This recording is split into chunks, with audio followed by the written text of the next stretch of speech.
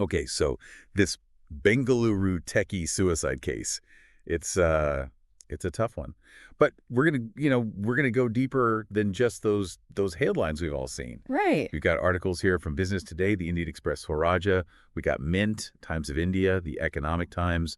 So you've probably seen the news already, but we're doing a deep dive into, the specifics, the accusations, and really, what does this all mean? What does this case mean for a system that's meant to, protect everybody? Well, and I think what's so interesting about this particular case is how it's really become this flashpoint Yeah. for all of these larger issues like legal fairness and just how we even view domestic violence. Yeah, absolutely. So December 9th, 2024, And Atul Supash, who is a deputy general manager at this automobile firm, is found dead in his apartment. hmm And, successful guy, right? Right. But he leaves behind a 24-page suicide note and an 80-minute video. And I think that detail about the professional success is really important, because it challenges the stereotype we often have about victims of domestic abuse. Exactly. You think, okay, successful career, must have it all together. Right. But then in these notes and in this video, Atul details years of alleged harassment from his estranged wife. Mm. Her name is Nikita Singhania, and her family. Mm. They were married in 2019, had a son in 2020, and that's when things went bad. And that timeline's really key, too. Yeah. Because it wasn't this sudden event. It was allegedly, years of this ongoing ordeal. Yeah. So here's where it gets heavy, right? Yeah. Atul accuses Nikita and her family of demanding 3 crore rupees, Wow. which is, a lot of money A lot of money. to drop cases against him. Yeah. And then they wanted another 30 lakhs just for visitation rights to his son. Oh, my gosh. And it's not like it was one case. They had filed 9 cases against him. 9. That is, wow. Even if, every single one had merit, that sheer volume raises the question. Was the legal system being used as a means of harassment? Yeah. That's kind of what it feels like, right? Yeah. And the accusations are intense. We're talking murder, dowry harassment, even unnatural sex. Yeah. It's like they threw everything at him. And so those accusations, along with the alleged demands for money, it really makes you wonder about what was the motivation behind those legal actions. Slowly. Was it truly about justice, or was it something else? Yeah, yeah. And then there's another layer to this, and this is where it gets really, really disturbing. Atul accuses this family court judge in Jaunpur, Uttar Pradesh, Okay. of bias.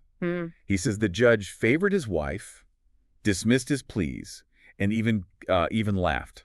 Allegedly laughed when Nikita suggested Atul should just kill himself if he couldn't pay up. That's, oh my goodness, that alleged laughter is chilling because if it's true, it points to this potential breakdown of empathy within the system. Yeah. Someone in a position of power seemingly mocking this very vulnerability that they're supposed to be addressing. Yeah. It's heartbreaking, honestly. And his uncle actually backs this up, too. He says that they were pressured to increase those monthly payments for their grandson's expenses. Okay. From 40,000 to 1 lakh rupees. It's messy. It's really messy. Yeah, and the fact that you have multiple family members corroborating these allegations, that does lend some weight to their claims. But of course, it's important to remember, these are still allegations. Yeah. The accused have their side of the story to tell, and of course, we need to hear that as well. Absolutely. And we're not here to pass judgment, Right. We're just laying out the facts as they're presented to us. Right. And trying to understand, why is this case resonating with so many people? Yeah. One question I keep seeing is, does it take something as tragic as a suicide for, the Supreme Court to consider changing, rules and laws and stuff? Is that the price of reform? That's a really difficult question. And I think high-profile cases like this can definitely be a catalyst. Yeah. But usually when legal changes happen, they're building on this history of debates and concerns that have already been happening. So this case isn't happening in this vacuum. Right. It's really tapping into something bigger. Yeah. So let's get into those bigger issues. Okay. One that comes up a lot, and I've seen this everywhere, is the law biased in favor of women in these domestic violence cases? What do you think? It's not that the law itself is inherently biased. Yeah. But there is this perception of bias that exists. Right. And I think it stems from how these laws evolved. Initially they were designed to protect women who statistically, and, this is just the reality, are more often the victims of severe physical abuse. Okay, so the intent was good, Right. but now the perception is kind of causing these other problems. Exactly. And that perception can make it so hard for men to come forward and say, hey, I'm being abused too. Right. Because they might not be believed. They might even be ridiculed. Which leads to the next big question, right? Yeah. Are men not victims of domestic violence? Because we don't really hear that narrative. They absolutely are victims. And it's not just physical abuse. It's emotional, financial, sexual abuse. Right. But societal expectations play such a huge role in this. Men are often told to man up, not show weakness. And so reporting abuse can feel, emasculating. Yeah. And I mean, in Atul's case, you see this financial aspect playing out big time, right? He felt trapped by these alimony payments, by these constant demands for money. That brings up like this whole other thorny issue. Right. Why do men have to pay alimony even if they're the victims? Yeah. That's where the conversation gets really nuanced. So alimony is meant to provide financial stability for a spouse who might be dependent after divorce. Okay. And very often that is the woman. Maybe she gave up her career for the family. Maybe she's in a vulnerable position. But when the man is the victim, it just feels incredibly unjust to be paying the abuser. It's like being punished for being abused. I know the Supreme Court, they just put out like the 8-point formula. Right. Try and make alimony fairer. Right. Yeah. Take into account both sides' finances and lifestyle, all that. Is that a good step? It is a step in the right direction. I think moving away from these very rigid gender-based assumptions is so key. Yeah. But I think this case really highlights how much further we have to go to create a system that truly protects everyone, regardless of gender. So what else can we do? If we want fairness, what actually gets us there?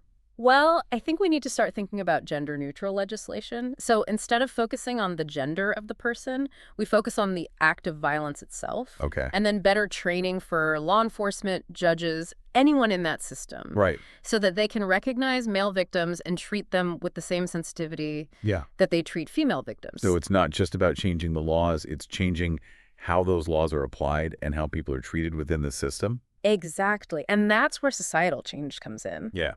Because we need to get rid of that stigma around men reporting abuse. We need to fund support services that are specifically for them. And we really need to challenge this idea that men can't be victims. Yeah. It's a huge task. It is. But it does feel like, with this case, yes, it's like we've started a conversation that we can't really ignore anymore. Exactly. It's out there now. Yeah, it really is a conversation, whose time has come. Because the silence, it only protects abusers.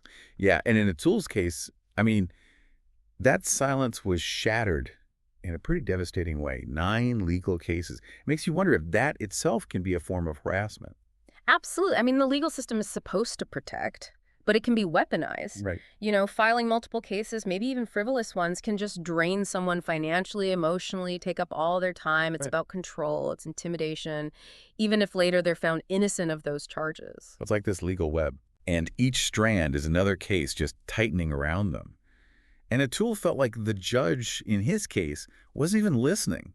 Like he had no power. Yeah, and that sense of powerlessness, I mean, it's so often a factor in these situations. When the system feels rigged against you, suicide can become this horrifyingly tempting escape. And we need safeguards in place, to prevent that, to make sure everyone gets a fair hearing. Yeah. And we have to talk about the judge, because those accusations are serious. Atul's claiming the judge was taking bribes, favoring his wife. I mean, that erodes trust in the whole system. Yeah. Judicial integrity, it's the foundation of any just system. If people believe the judges are biased, it all falls apart. So these allegations, they need to be investigated thoroughly. And if they're true, action needs to be taken. And this wasn't just like a private note either. Atul shared his suicide note on this NGO WhatsApp group. He even said, if the accused went free, his ashes should be dumped in a gutter near the court, like a statement about how life is valued. Wow, those words are they're heavy. It shows this utter despair, right? Like he was rejecting the very institutions that he felt had failed him. It's this stark reminder of that human cost when justice isn't served. Yeah, and that's why it's resonating. I mean, there's outrage online, #Justice for Atul Sawash, #Men Too. It's getting attention. And that online response, I think, it shows this this growing awareness of the struggles that men are facing in these situations, Yeah. especially when it comes to domestic violence. #MenToo, it's about giving them a voice, saying, hey, it's okay to speak out. You're not alone. Atul's brother, Bikas Kumar, he's been pretty vocal. He wants a legal process that ensures that, men can get justice too. Right. What would that look like? Like, what needs to change? Well, I think it starts with equality under the law for everyone, regardless of gender. So looking at any biases that might exist in the laws themselves, making sure support services are available to men, and then creating this culture where they feel safe coming forward. So were we talking about, like, changing the laws themselves, like rewriting them to be more fair? Yeah, I mean, that could be part of it. Making laws gender neutral, so you're focusing on the violence itself, Yeah. not the gender of who's being hurt. But it also means better training for the police, for judges, for anyone in that system so they can recognize male victims, treat them with the same sensitivity as female victims. So it's two sides of the same coin, right? Exactly. The law itself and how it's applied in the real world. Exactly. And then there's that societal piece that we have to think about. We need to change how we think about domestic violence. Because right now it feels like men are almost expected to just take it. Mm-hmm. Yeah. And that's the harmful stereotype that we have to break. So public awareness campaigns that show the different forms of abuse, the signs, the resources that are available to men. We have to challenge this idea that they should just man up and suffer in silence. Yeah. I can only imagine how hard it is for a man to come forward, worrying about being ridiculed, not being believed, or even being accused of being the abuser themselves. Absolutely. And those are legitimate fears. And unfortunately, a lot of men who do speak out are met with that skepticism. And this is where empathy is so key. We need to create a space where men feel comfortable sharing their experiences without judgment. Yeah, I mean, th- this case has really exposed, like, a dark side of our society. It's a reminder that domestic violence doesn't care about gender, and it's time that we, stop treating it like it does. Absolutely. It's about shifting that focus from gender to the act of violence itself. Right. Anyone can be a victim, anyone can be an abuser, and justice needs to be blind to gender, truly blind. You mentioned support services. What kind of services are specifically needed for men in these situations? Well, we need shelters that are designed for men. Right now, most shelters are set up for women and children. Right. Counseling that's tailored to their experiences is also crucial. And then legal aid, advocacy groups that are specifically focused on men's rights in these cases. Yeah, it sounds like there's a long way to go. Yeah. Are there any, like, positive signs, anything that shows things are starting to change at all? There is some progress. It's slow, but it's steady. We are seeing more open discussions about male victims. There's more research being done on the impact of violence against men. And I think the legal and social work fields, they're starting to recognize the need for these gender-inclusive approaches. Okay, so there's hope, but it's going to take work. It's going to take sustained effort from everyone. Individuals, institutions, society as a whole. We have to change how we understand domestic violence, challenge our assumptions, and really commit to creating a world where everyone feels safe and protected, no matter their gender. That's the goal. Well said. Now, shifting gears a bit, let's talk about, like, the financial side of Atul's case, because that was a huge part of his struggle.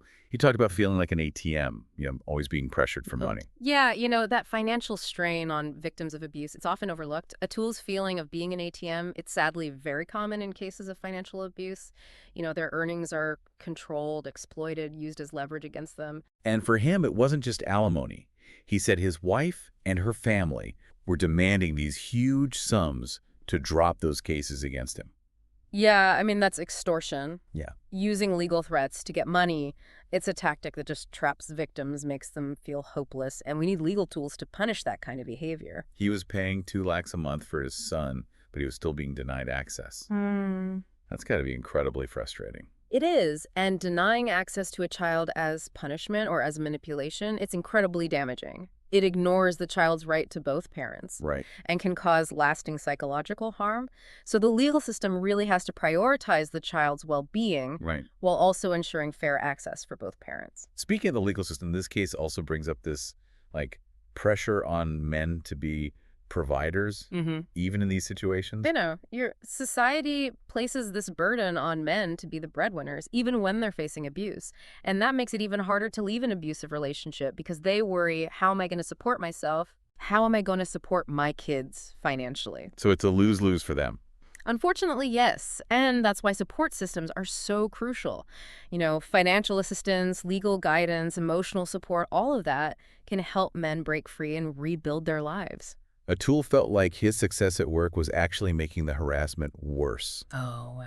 Like, the more he earned, the more his family was targeted. Yeah, that's a disturbing paradox. And it shows how those who are financially successful, they can actually become targets for exploitation, Right. especially in family disputes.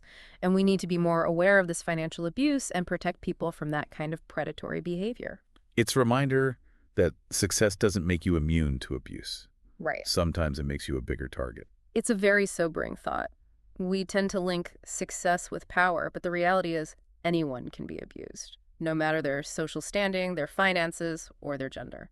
So if some listening is, going through something similar, what advice would you give them? Like, what steps can they take to protect themselves? Well, the first step is acknowledging that they are not alone. Yeah. And reaching out for help is crucial, whether that's a friend, a family member, or a professional organization. Yeah. Documenting the abuse, gathering evidence, and seeking legal counsel, those are also really important steps. And what if you know someone who might be in this situation? How can you be supportive? Listen without judgment. Hmm. Believe them. Hmm. Offer practical support, like helping them find resources or even going with them to appointments. Encourage them to get professional help and remind them that they deserve safety and respect. Yeah. It's about breaking the silence and creating this culture of support and accountability. Exactly. Recognizing that domestic violence is everyone's issue. Yeah. And we need to work together to create a world where it's no longer tolerated. Well said. This deep dive has been insightful, but it's also brought up some really disturbing questions. Yeah, I think it's forced us to face these uncomfortable truths about the complexities of domestic violence, the potential for bias in the system, and just this urgent need for change.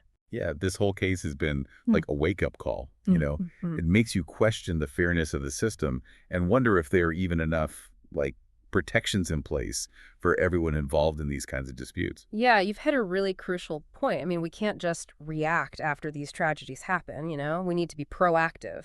We need to build a system that prevents these situations from, spiraling out of control in the first place. Right. So how do we do that? What kind of preventative measures can we actually put in place? Well, I think education is key, right? We need to be teaching young people about healthy relationships, consent, conflict resolution. Yeah. And this education has to be comprehensive, inclusive, addressing the power dynamics that can exist in any relationship, regardless of gender. It's about changing the culture, isn't it? Breaking down these stereotypes about masculinity and what it means to be a man. Exactly. We need to challenge that idea that, men can't be victims, that they should just suck it up and deal with abuse. Right. Because that kind of thinking, it keeps men from seeking help. Yeah. And it perpetuates this cycle of silence.